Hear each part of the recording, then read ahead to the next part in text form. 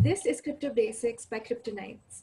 Kryptonites is a team of young crypto enthusiasts who envision bridging the crypto divide so that everyone may be a part of this big change.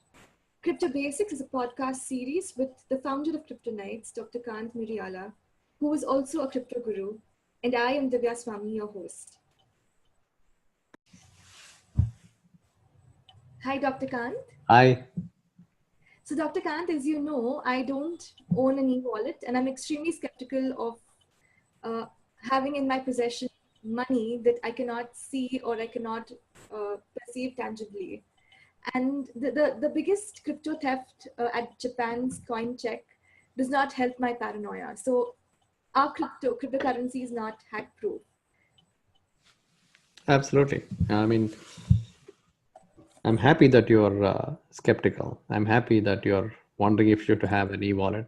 I wish more people were like that, because it is very risky. It is crazy, actually. And that $500 million theft of cryptos in the exchange in Japan is the latest indicator of the fact that these are not safe at all. So I totally agree with you. So the problem is exchanges are have been the worst, right? Exchanges have been hacked like crazy. I don't know why, but security, because especially given that exchange, well, they're like sitting ducks. Imagine an exchange has millions and millions and millions of dollars of crypto sitting in various wallets. So for somebody who wants to rob cryptos, it's better to go to an aggregation of these and break into that and steal all the tokens. That's what's been happening.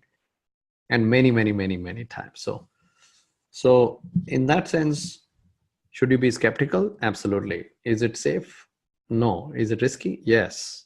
Or can your wallet be stolen? Is the technology proven? Again, everything is, you're right. You have to be careful, etc., etc.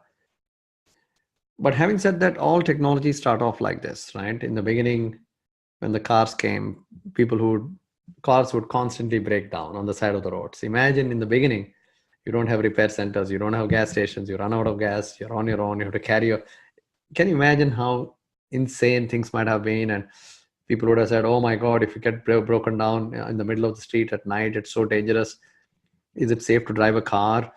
So the answer is, at that time, it was not safe, but over time, it became safer and safer and safer, to the point that today nobody asks that question, right?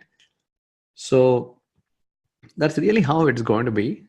Technologies are technologies. They are very buggy in various ways of design.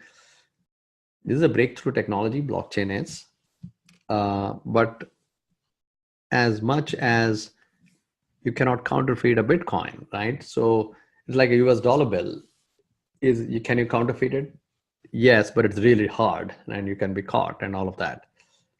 Bitcoin is almost, I would say, almost impossible to counterfeit, because I'm just leaving the possibility that somebody will come up with a quantum solution to break it down or something like that. But for now, let's assume that you cannot counterfeit a Bitcoin.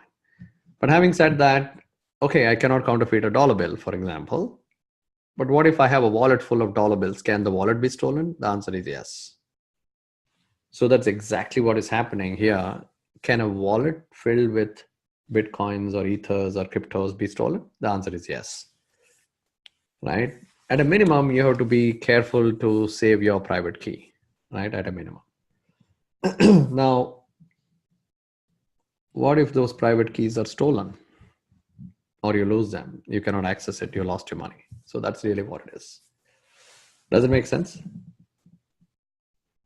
So, yeah. So in short, you're doing the right thing. You have to be skeptical.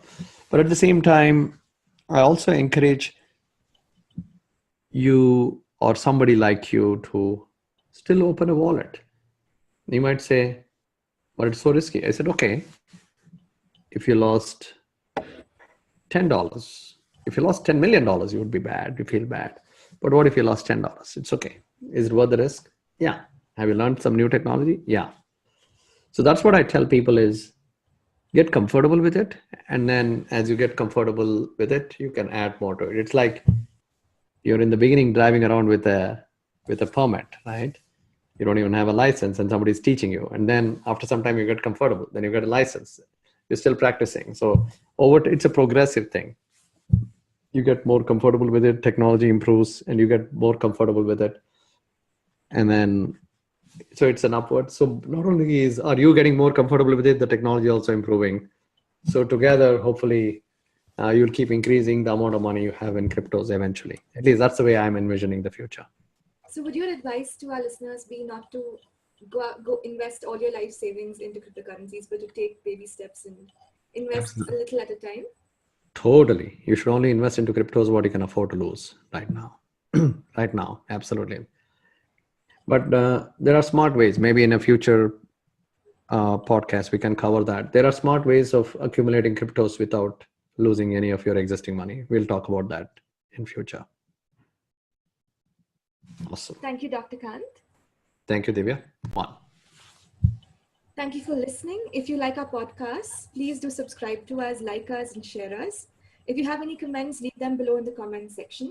And don't forget to rate us on the different portals that we host ourselves. It would help us grow and bring new content to you. Awesome. Thank you, listeners. Like she said, rate us, ask us questions, and share us. Thank you very much.